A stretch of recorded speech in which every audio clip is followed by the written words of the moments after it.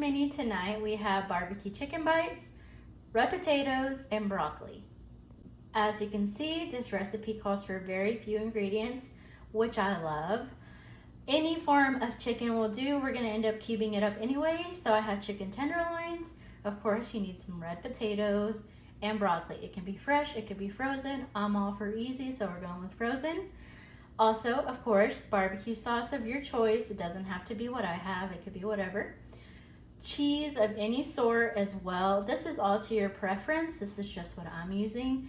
And for seasoning, I have pepper and garlic salt. And for a little crunch on the top, I have French fried onions.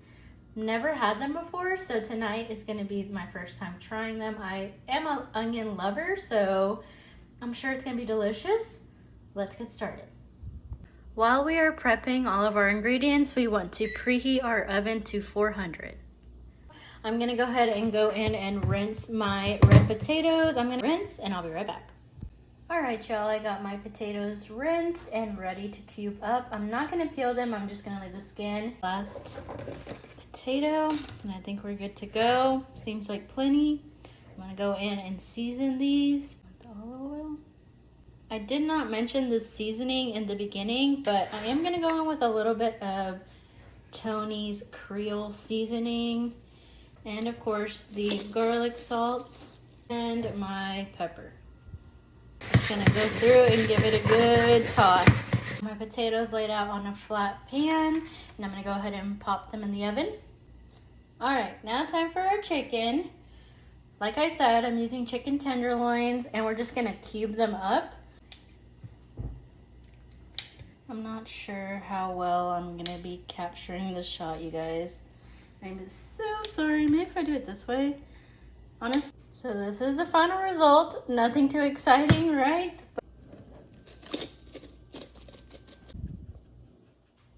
I go in with some of the barbecue sauce. Our chicken should be nicely coated in all of our seasonings and our barbecue sauce. I went ahead and put my chicken bites in this little casserole dish. All right, y'all, so my chicken and potatoes are in the oven. I'm gonna let them cook for about 15 minutes and then I'll be back to check on it. Some broccoli, some of our potatoes. Now with our barbecue chicken. Add cheese if you want, or you could skip it, but I'm gonna add cheese. First, the fried onions.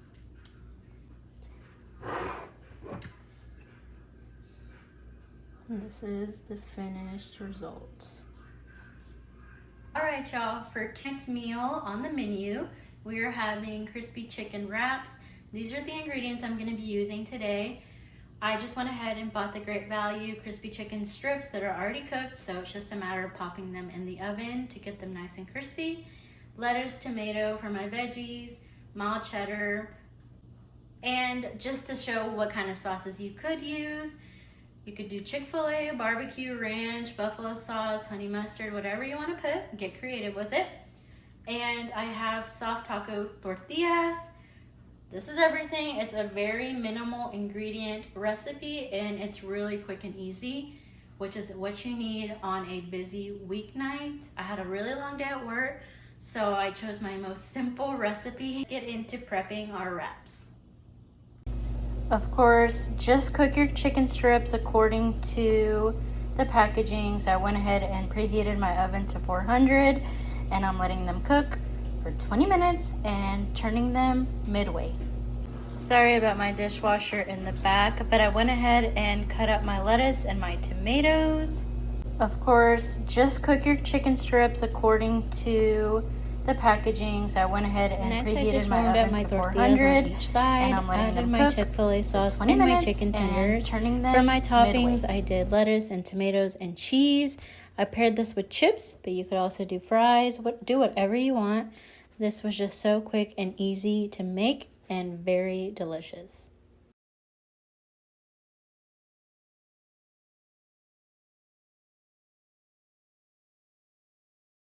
Tonight on the menu, we have tilapia, carrots, broccoli, and white rice. So let's get into it. These are all my ingredients. All right, y'all, so I like to fry my tilapia before I pop it in the oven. I just really like how it turns out that way. So I went ahead and seasoned my tilapia. I have some flour in a bowl. I also seasoned with the same seasonings, just lemon pepper, salt and pepper, nothing too crazy. I just go through and make sure my fillets are very well coated in my flour mixture. And then we will just add it to our pan. So like I said, about 3 minutes. Sorry about the lighting, y'all. My kitchen window gets like super crazy lighting around 5 o'clock after work, so excuse that. I forgot to mention also I have my oven preheating so that I can make vegetables. It's time to transfer our tilapia to the pan. I usually always have one break apart, and that is that one video because I broke 2 of them this time. All right, so now while I wait for my last fillet to get nice and crispy, I'm going to get my veggies prepped on this layer. Drizzle some olive oil and go in and season as well. I add on my broccoli. These veggies are ready to go in the oven, so let's get them in. And my last tilapia is ready to go on the pan as well. Now into the oven they go. So this is the instant rice I like to use, and I'm gonna do 2 cups of water and 2 cups of rice. Makes about 4 servings. I'm gonna turn on my heat, and in go my 2 cups of water. I will mention that I forgot to mention in the beginning of the video, I like to add a little bit of chicken bouillon into my water. Now that our water's come to a boil, we're gonna go ahead and add in our 2 cups of rice. Next couple clips are just me plating. I like to go in with a smaller bowl to get that perfect round shape for my rice. Adding my tilapia and my veggies. I forgot to add in where I cut up some lemon. Lemon is perfect with this, but this is a really simple, easy go-to meal for us.